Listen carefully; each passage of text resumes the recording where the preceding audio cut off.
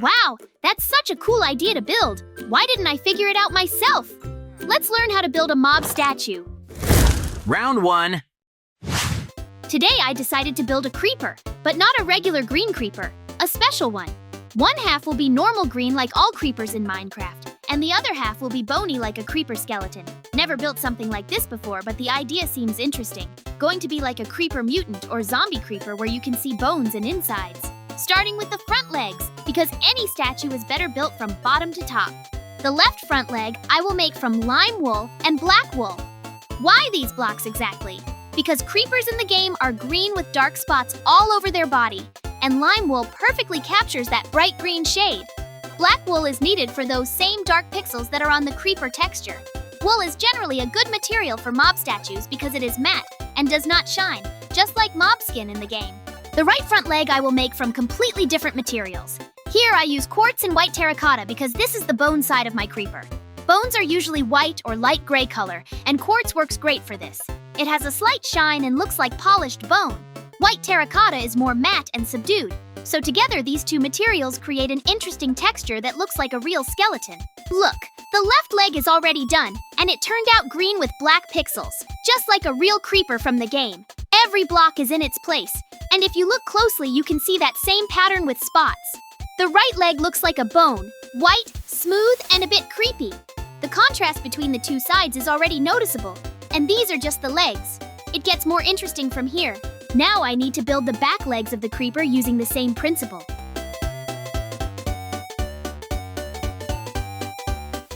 The left back leg will also be lime wool and black wool to match the front left one.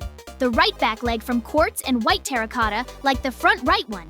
Important to keep this principle throughout the whole statue, otherwise it will look weird and asymmetrical.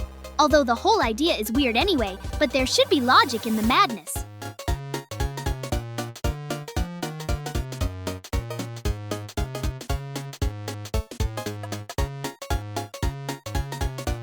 The back legs of a creeper are exactly the same size as the front ones.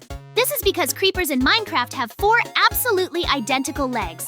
They walk on them like some weird rectangular table or stool. Creepers look funny if you think about it. Square head, rectangular body, 4 legs, and no arms. And yet they manage to explode. Strange creatures they are.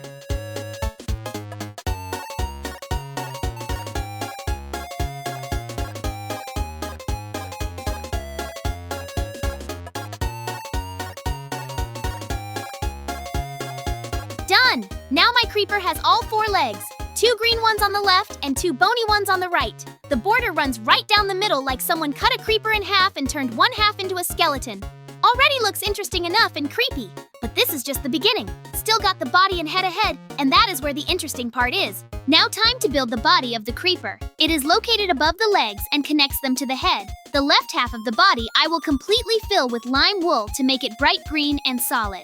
On this side, there will be no black spots because the creeper body is mostly one solid color. Spots are more on the head and legs. Green wool creates a nice bright color that is immediately recognized as creeper color. The right half of the body has a trick to it. It is made from quartz, but it is only 1 block wide. Why so narrow? Because this is a skeleton, and skeletons are skinny. When only bones are left from a body, it becomes much thinner. This adds realism to my statue and shows the difference between the living and bony parts of the creeper. At the bottom of the bone side, I made half a cube from red wool and white wool. These are the creeper insides that are visible through the bones. Red color represents meat, organs, or blood, and white could be fat or connective tissue.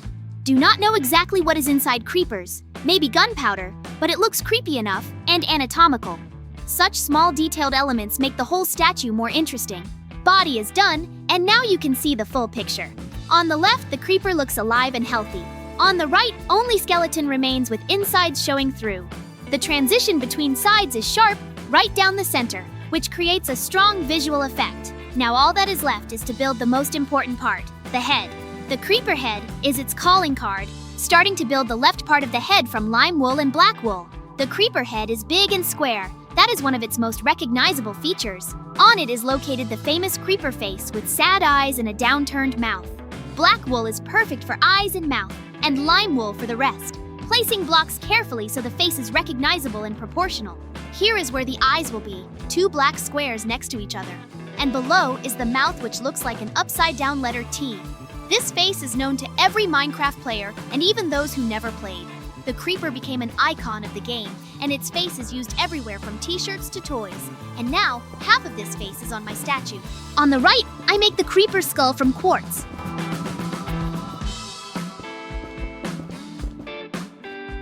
The skull should look scary and hollow, so it has big eye sockets instead of eyes. But leaving them completely empty would be boring, and the statue would look unfinished.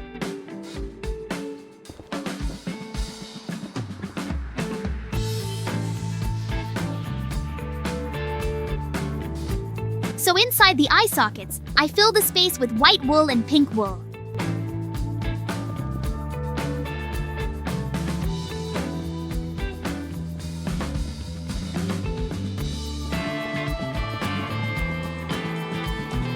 White color could be eye remains, and pink creates a feeling that something organic is inside there.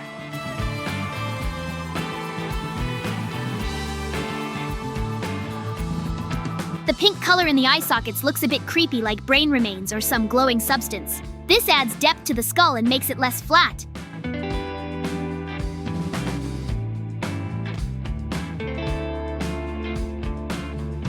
Phew! It took so much effort. Great! My creeper is ready. Hello?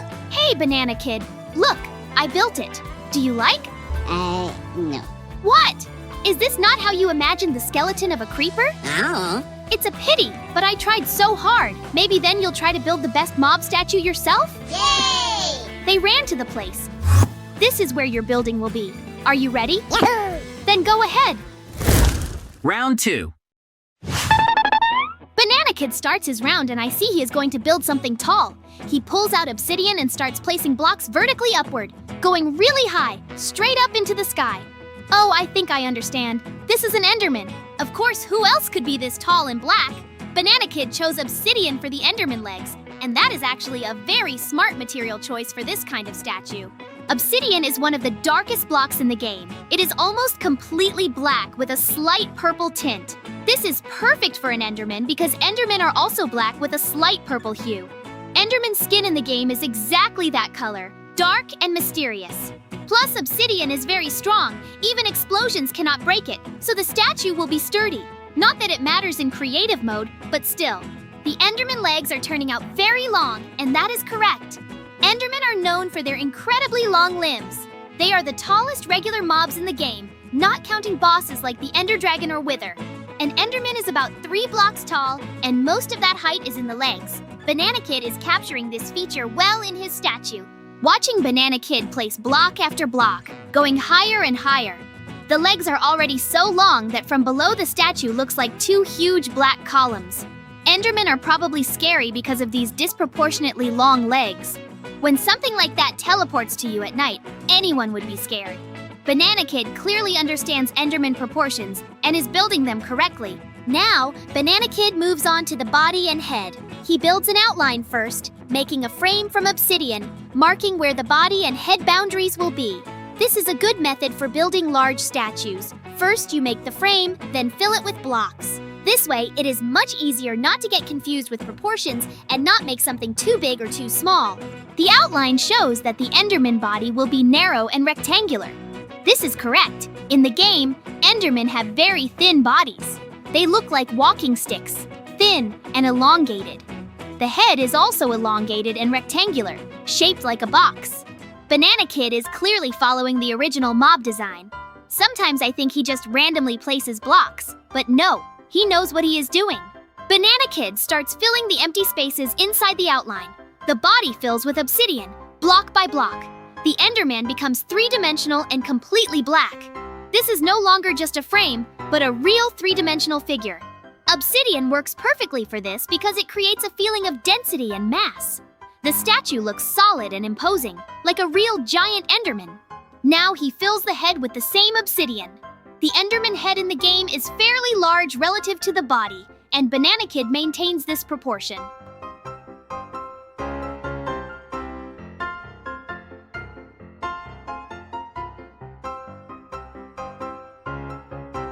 The black box of the head gradually takes shape. Obsidian is hard to mine in regular mode. You have to wait for water and lava to create it, then mine it for a long time with a diamond pickaxe. But in creative mode, that is not a problem. Take as much as you want.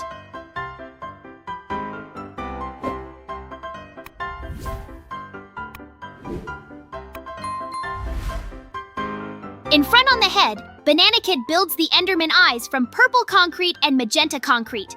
This is a very important element because Enderman eyes are one of the most memorable features of this mob. They are purple and seem to glow from within. Purple concrete gives the base color and magenta concrete adds brightness and depth. Together they create the effect of those creepy glowing eyes. The eyes turned out bright against the black obsidian. This contrast makes the statue expressive and a bit scary. In the game, if you look an Enderman in the eyes, it becomes aggressive and attacks. That is why experienced players never look at their faces. But you can look at the statue, it will not attack. Although who knows, maybe at night it comes alive and starts teleporting around the world. Banana Kid builds the Enderman arms on the sides of the body.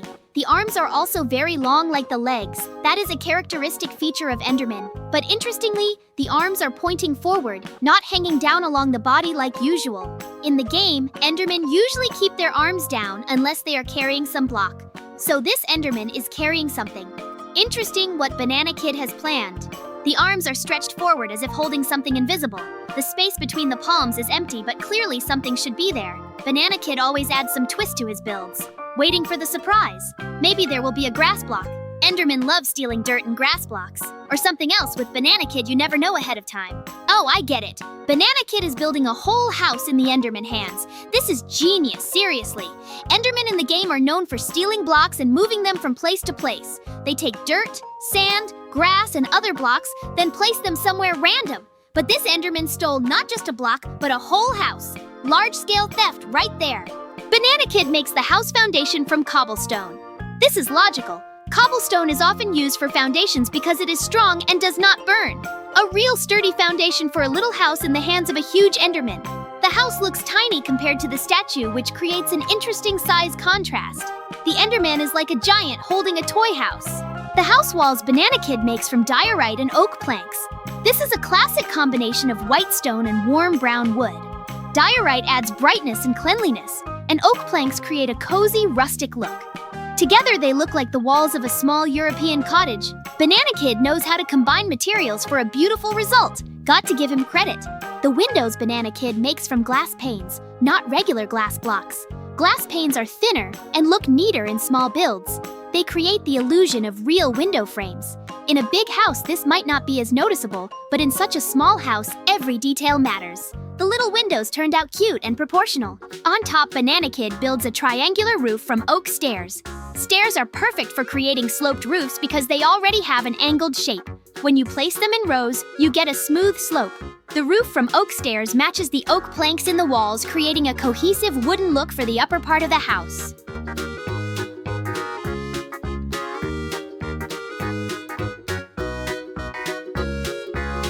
House in the Enderman hands turned out very cute and detailed. It looks like a small cottage or country house.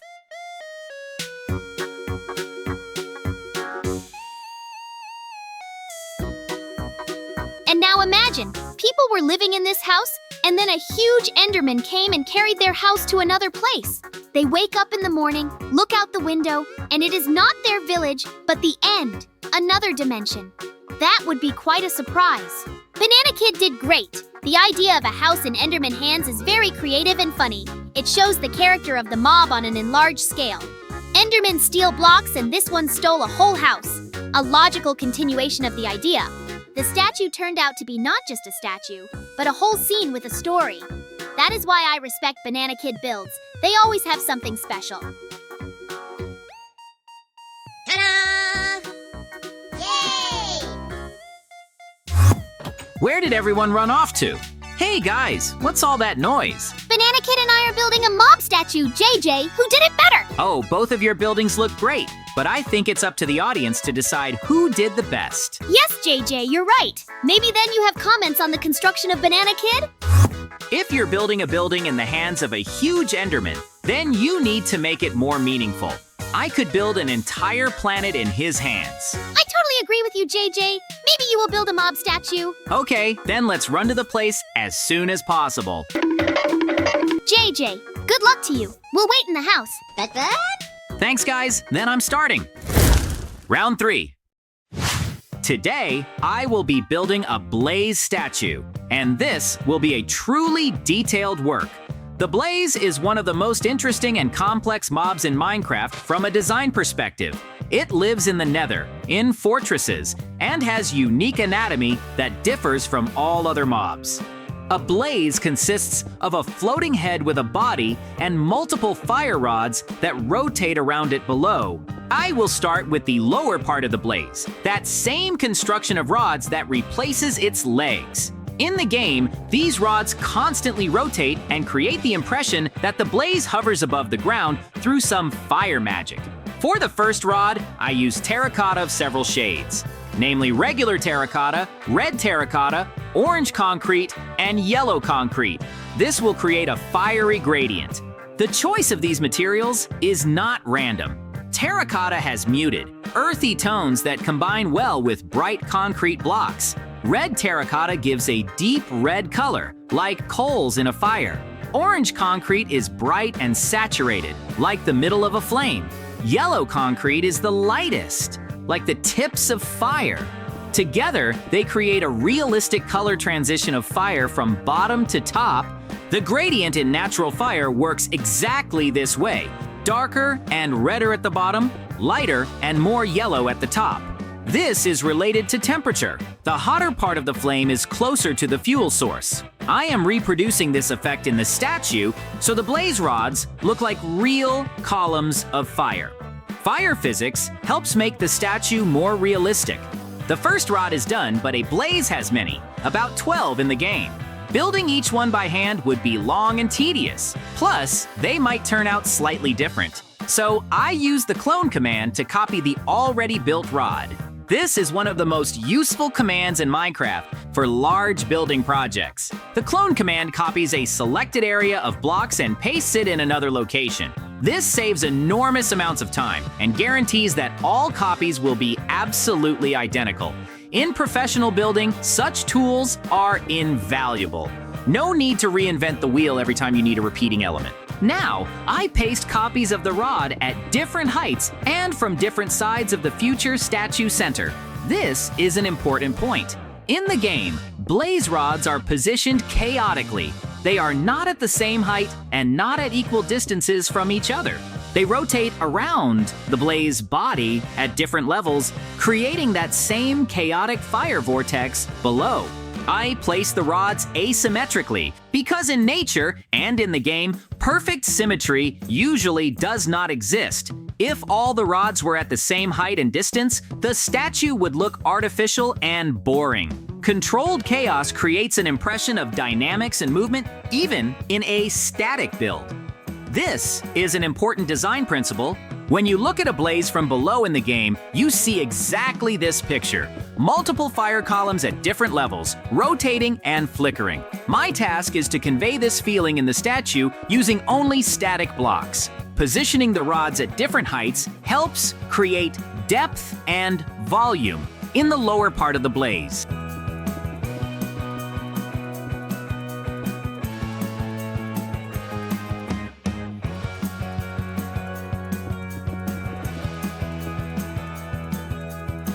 There are already quite a few rods, and the lower part of the statue is starting to look like that same fire chaos under the blaze body.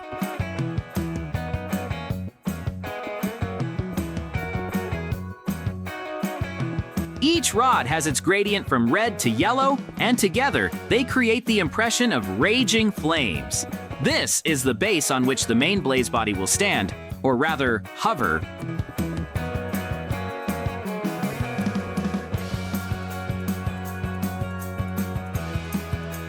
Now, I move on to building the square blaze body. The blaze body in the game is a cube or rectangle with a texture resembling molten lava or burning rock. To convey this effect, I will place blocks chaotically without a defined pattern. I use regular terracotta, red terracotta, orange terracotta, and yellow terracotta.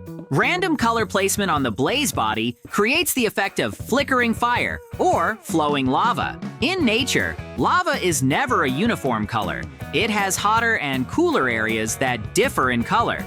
The same with fire, it constantly changes and shimmers with different shades. Chaotic block placement imitates this. If I built the blaze body from blocks of one color, the statue would look flat and lifeless. There would not be that feeling of inner heat and energy that blazes have in the game. Color variety adds depth and interest to the surface. The viewer's eye constantly finds new details instead of sliding over a uniform surface. When placing blocks, I make sure not to create obvious patterns or lines. If a row of same-colored blocks accidentally forms, it will attract attention and stand out from the overall picture. True randomness is harder than it seems. The human brain tends to create patterns even unconsciously. The blaze body is gradually taking shape. It is a large cube consisting of many blocks of different shades of orange, red, and yellow. From the side, it looks like a piece of solidified lava or red-hot stone. Terracotta is perfect for this effect thanks to its muted, natural tones.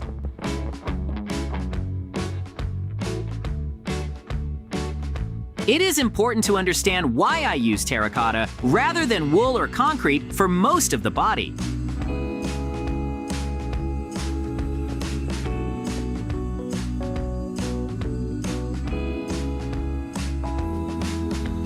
Terracotta has an earthy texture associated with stone and minerals. Blazes are creatures from the nether, which consists of netherrack and other rocky materials.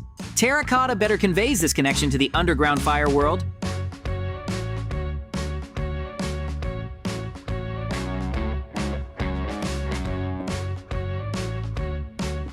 The body is done and looks like red-hot cobblestone, shimmering with fire shades.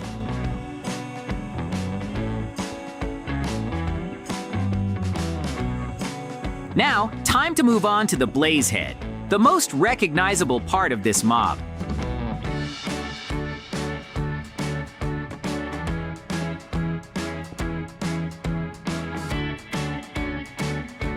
The blaze head is square, with a characteristic face where the eyes are the main element.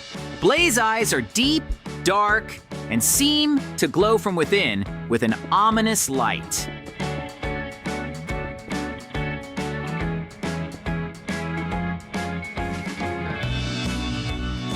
For the blaze eyes, I use black concrete and white chroma blocks. Black concrete creates depth and darkness in the eye sockets.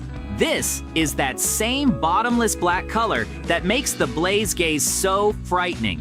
When you see a blaze in a nether fortress, its eyes seem like windows into the abyss. Black holes on a fiery face. White chroma blocks add a glow element. They contrast with the black and create an effect as if there is some light source inside the eyes. In the game, blaze eyes do glow slightly, and I want to convey this in the statue.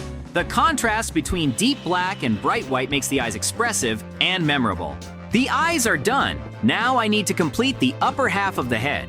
For this, I use orange concrete, yellow concrete, and yellow wool. The upper part of the blaze head should be lighter than the lower part, as if heat rises upward.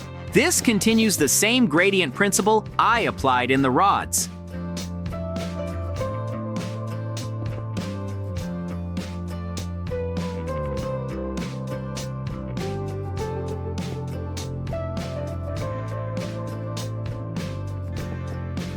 Yellow wool has a different texture compared to concrete.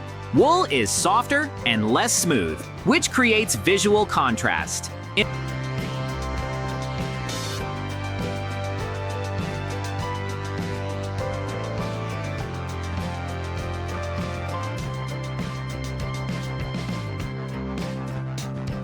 In a large statue, such textural differences are important. They add interest and prevent the surface from looking monotonous.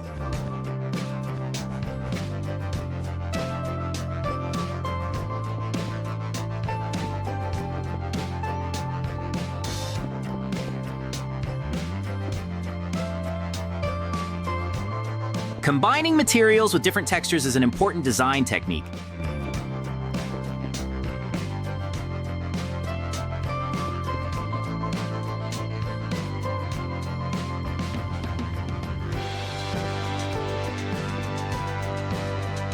The upper head section also has chaotic block placement like the body.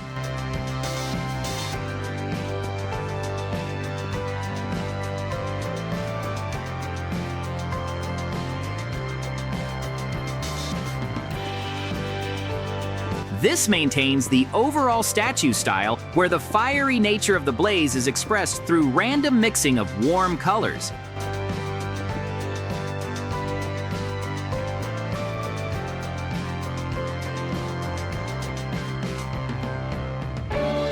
The head seems to burn from within, and this burning is uneven, like real flame.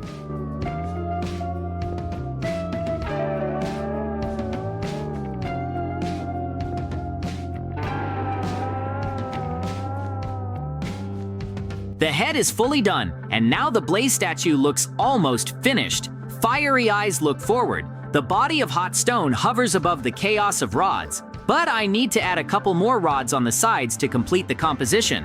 I use commands for this, as I did before. Additional rods on the sides create a feeling of protection or threat, as if the blaze is ready to attack. In the game, blazes shoot fireballs, and the rods around them seem to accumulate this fire energy. My statue conveys this feeling of contained power. The outside of the blaze statue is complete. It is an impressive fiery figure with floating rods and burning eyes. But I want to make this statue even more special by turning it into a living space. I create a passage inside the blaze body. Creating a passage requires care so as not to disturb the statue's external appearance. The entrance should be big enough for passage, but not too visible from outside. I place it in the lower part of the body, between the rods, where it will be partially hidden from external observers. Now, time to work on the interior. The blaze interior space should be cozy and functional, despite the unusual room shape. I start with the rest area.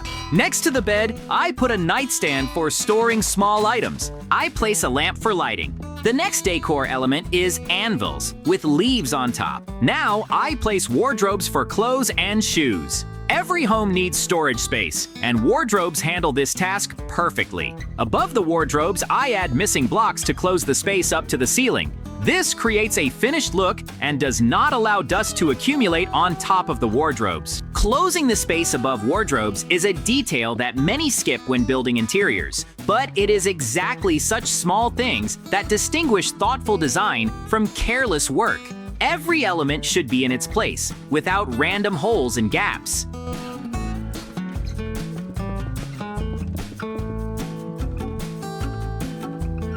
I add armor stands because what adventure seeker home would be complete without a place to store protective gear? Nearby, I place a brewing stand and a cauldron with water. I hang a painting on the wall to add an aesthetic element. On the armor stands, I place armor. Now they are not just empty mannequins, but real equipment keepers. The final touch is setting up the entrance. Under the entrance, I place invisible blocks that create an invisible platform. On this platform, I put a trapdoor and ladders for convenient ascent and descent. This entrance system is compact and does not take up much space inside the room. Great! My blaze is ready. It's time for me to show it to the guys. Wow, JJ, what an incredible blaze you got. It's like he's real. Thank you guys. I am very glad that you liked my building.